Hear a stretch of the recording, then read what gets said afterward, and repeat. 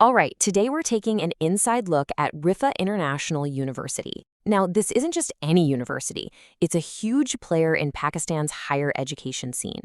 And what's really interesting is how its unique, faith-inspired values have pretty much shaped everything about it, turning it into this massive institution that has an impact all across the country. But before we get into the specifics, let's step back for a second and ask a bigger question. What really makes a university, well, a university?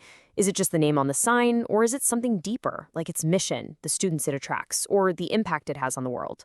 We're going to use Riphah as our guide to explore just that. Okay, so to really get to the heart of what Riphah is all about, we've got to look at its DNA, right? The entire university, everything it does, is built on this really specific set of core values. Think of them as its North Star, its compass. And listen, these aren't just some fancy words they put on a poster. These are the 6 core values that genuinely guide every single decision they make. For instance, you have al-akhirah, which basically means making choices with a long-term ethical perspective in mind. Then there's itiqan, which is all about this relentless drive for excellence. These ideas are literally the foundation for every course, every program, the whole shebang. And this foundation, it goes way back. Riphah is actually sponsored by a not-for-profit trust, the Islamic International Medical College Trust, which was set up back in 1996. Now, why does that matter? Well, it's huge. It means the university's mission isn't about making money. It's built on a history of community service and development from the very beginning. So that's the why. Now let's talk about the what.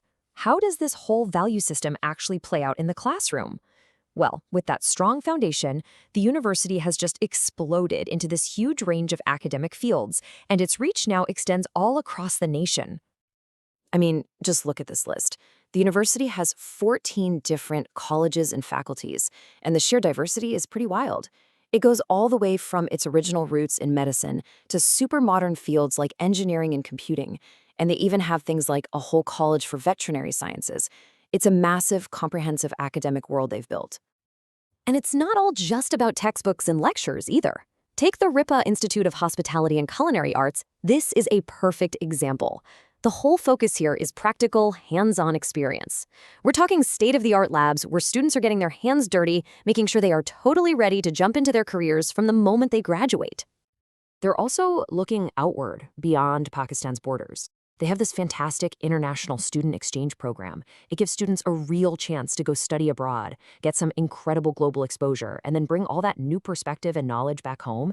It's a real game changer for their education. Okay, so we've talked philosophy, we've talked programs. Now let's get down to brass tacks and look at some numbers. This is where you really start to understand the incredible scale of this place. First up, the year 2002. This was a huge year for Riphah. It's when they were officially chartered by the federal government of Pakistan. So this is the moment they went from being a project led by a trust to a full-blown, formally recognized national university. A major milestone. Next, number 10. And no, we're not talking about a reading. We're talking about 10 campuses. This place isn't just stuck in one city. They operate 10 different campuses in 7 major cities. We're talking Islamabad, Lahore, Faisalabad. This creates a massive national footprint, and it means people from all over the country can access their programs. How about this one? 176. That is the total number of degree programs they offer. Just think about that for a second. The variety is just incredible. It gives students this huge menu of choices, from really broad fields to super specialized niche disciplines. So who's taking all these courses? Get this, over 27,000 students. That's not just a number, that's a massive, bustling community of people all learning and growing together. You can just imagine the energy and the diverse atmosphere on all those campuses. And last but not least, who's guiding all those 27,000 students? Almost 1,500 faculty members. That is a serious academic workforce dedicated to teaching all those programs and, really mentoring the next generation of leaders and professionals.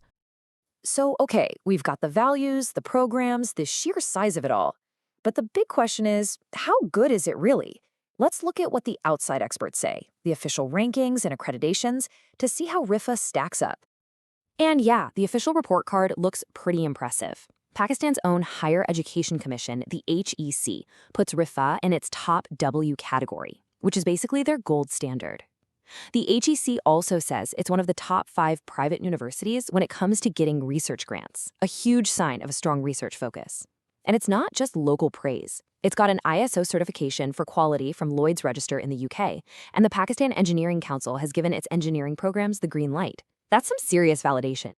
But check this out. This quote right here, directly from the HEC, really says it all. They called Riphah's internal quality control team, their quality enhancement cell, one of the best in the entire country. Now, that's not the university patting itself on the back. That's the main governing body saying, wow, you guys are serious about high standards.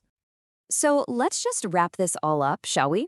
We've seen how Riphah started with this really distinct set of core values. We saw how those values fueled this massive expansion of academic programs all across the country. And finally, we've seen how all that hard work is backed up by official third-party seals of approval.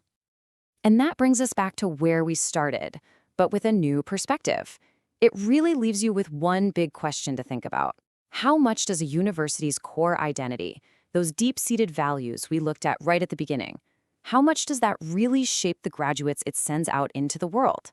What kind of impact do they end up having? Something to chew on for sure.